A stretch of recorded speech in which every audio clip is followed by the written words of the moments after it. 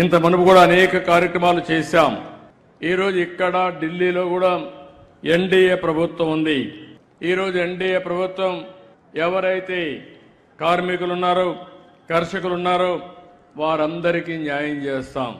5 సంవత్సరాలు మీరు ఒక్కసారి ఆలోచిస్తే భవన నిర్మాణ కార్మికులు ఇసుక దొరకకుండా ఇష్టానుసారంగా వీళ్ళు పెత్తనం చేసి బ్లాక్ మార్కెట్లో అమ్ముకుని వేరే రాష్ట్రాలకు పంపించి వాళ్ళందరూ ఉపాధి కోల్పోయే పరిస్థితికి వచ్చారు.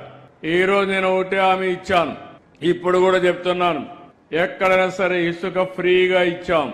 మీరు ఎక్కడైనా సరే మీ ఊర్లో ఇసుకుంటే మీరు స్వేచ్ఛగా తీసుకుపోయే స్వేచ్ఛ ప్రతి ఒక్కరికి మీకు ఇచ్చామని మరొక్కసారి విజ్ఞప్తి చేస్తున్నాను.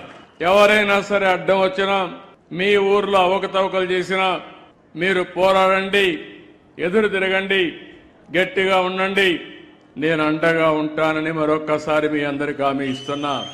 ఈరోజు గవర్నమెంట్కి వేల కోట్ల రూపాయల ఆదాయం వస్తుంది. నేను ఒకటి ఆలోచించాను, భవన నిర్మాణ కార్మికులకు పని కావాలి, కడుపు నిండా తిండి తినే పరిస్థితి ఉండాలి. అంతేకాకుండా భవనాలు కడితే ఎంతో మందికి ఉపాధి వస్తుంది, సంపద పెరుగుతుంది, దీనివల్ల భవిష్యత్తులో మళ్లీ ఆదాయం వస్తుంది. అలాంటి కార్యక్రమానికి రూపురేఖలు దిద్దాం. భవన నిర్మాణాలకు గాని లేఅవుట్ల అనుమతులన్నీ కూడా చాలా సులభతరం చేశాం. నిర్మాణ రంగాన్ని ప్రోత్సహిస్తున్నాం. నాలా చట్టాన్ని రద్దు చేశాం.